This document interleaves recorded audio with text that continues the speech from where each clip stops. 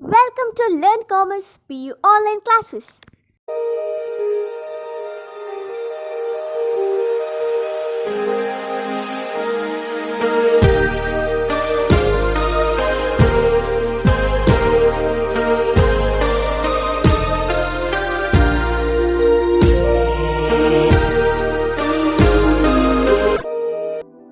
Don't forget to like our video and subscribe our YouTube channel for all the updates. Hello students, welcome to economic online classes. So in the last class we are discussing about the functions of commercial banks and functions of RBI. Let us see how the money is demanded in the economy and supplied in the economy through legal definitions and demand for money. Legal definitions of money. Already I said general definitions of money, that is money is a matter of function, form, medium, measure, standard and a store.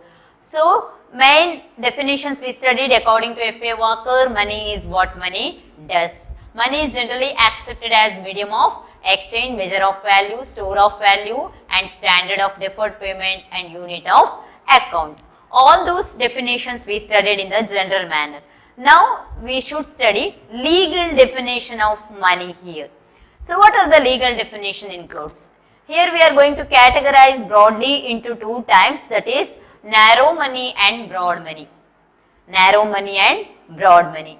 So how we can say this narrow money and broad money? See one by one. So there are some kinds of deposits that we are saying as said to be the narrow money, and some kind of deposits said to be the broad money in the economy. So it is a vast concept. So just we are going to touch to the important points. So narrow money is nothing but it is a M1 and M2.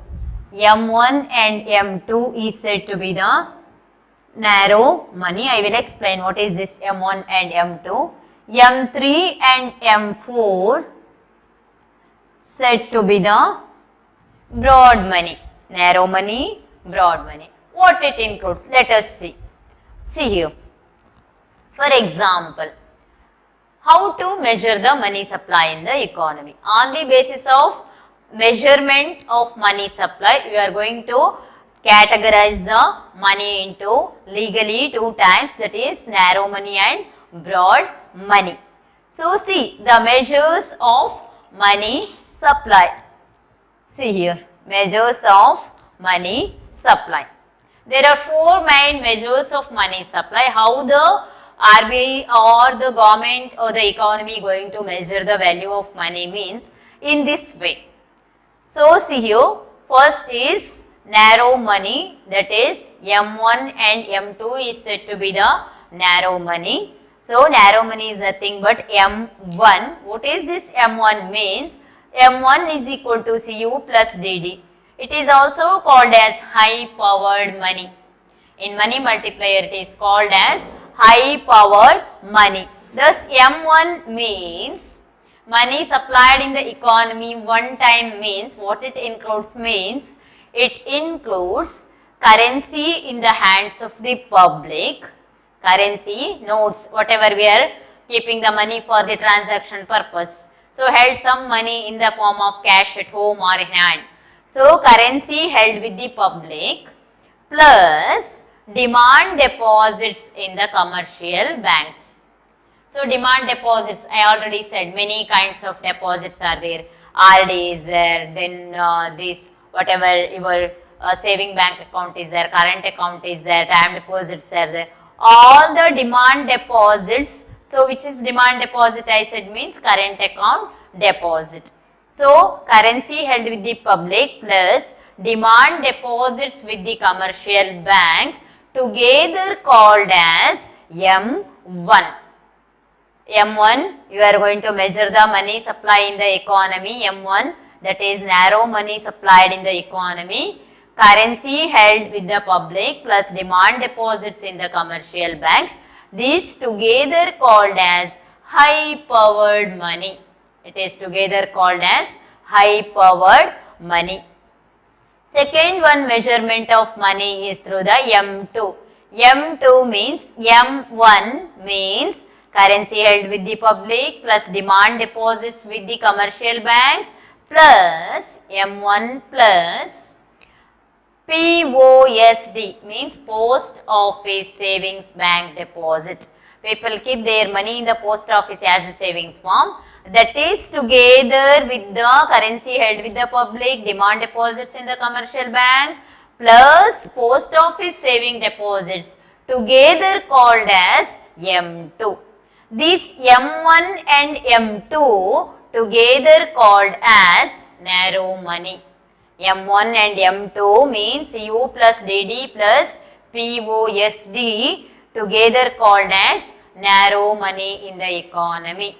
Now money is going to supply in this kind, currency in the public, transaction purpose there, transaction through the currencies, demand deposits, current account holders, demand deposits in the bank, commercial banks plus post office saving bank deposit together called as narrow money. M1 and M2 together called as narrow money. What is this broad money? So broad money concept shows that M3 and M4. So how to calculate this M3? M3 amount of money is supplied in the economy. So M3 is equal to M1 plus time deposits. M1 means currency held with the public plus time demand deposits in the commercial banks together with that time deposits with the commercial banks and all other banks together called as M3 amount of money supplied in the economy. Time deposits of all other banks. Broad concept. That's why it is included in the broad money concept. Money supplied in the broad or dynamic way in the economy. M4.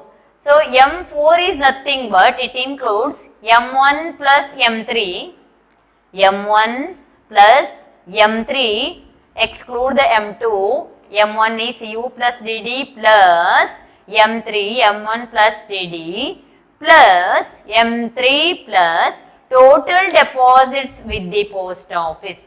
Not only the savings deposit, total deposits in the post office together called as M4 amount of money supplied in the economy. But here remember one thing, very important thing you should note, excluding NSC. NSC means National Saving Certificates. Some cards, everything they were giving, is it NSC certificates?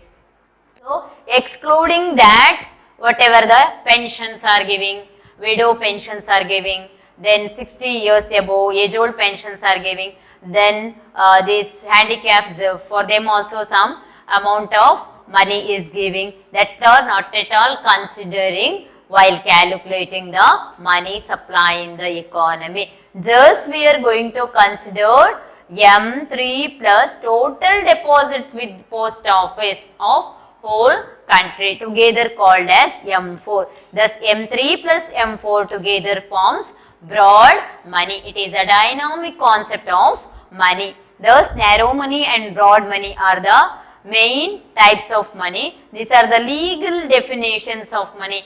So common definitions you studied in the beginning. These are the legal definitions of money. Let us see why the people demand for money.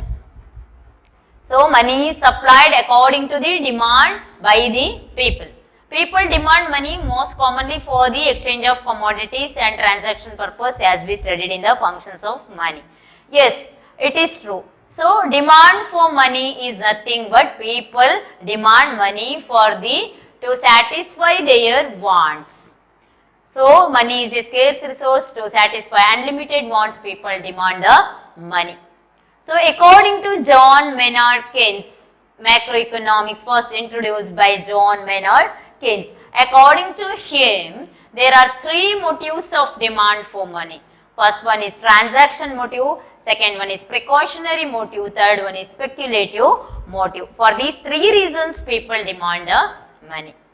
But according to your syllabus, only two motives we are going to discuss, that is the transaction motive and speculative motive for money.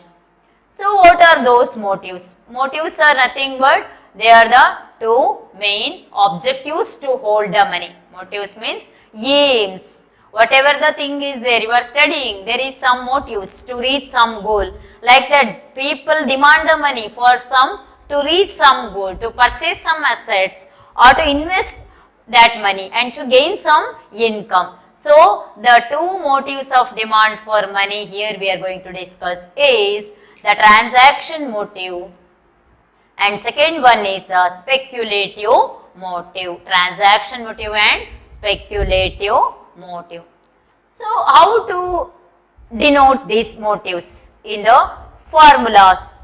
See here, transaction motive is also written as M subscript D T. MTD means transaction demand for money. Here also the speculative motive is also written as M subscript D. S means SDM means speculative demand for money. Let us see one by one the transaction motive. So, holding money to carry out transaction. What is the necessity of money? The money is the main thing to carry out our transactions. Without money, it is unable to think about economy, already I said. So, money is a pivot around which our economy activities clusters. Thus, money is very essential. People hold money for different purpose. One is for carrying out their transactions. If I want to purchase a book, or if I want to purchase a new dress, or if you want to purchase a new books or new umbrella, what you are going to do? You are going to ask the money with your mother or father, and again you are from that money you are going to purchase the commodity. While purchasing, your money is transacted. So, transaction activity taking place in the production process, consumption process and distribution process, and even in the service process. So, holding money to carry out transaction is said to be the transaction demand for money.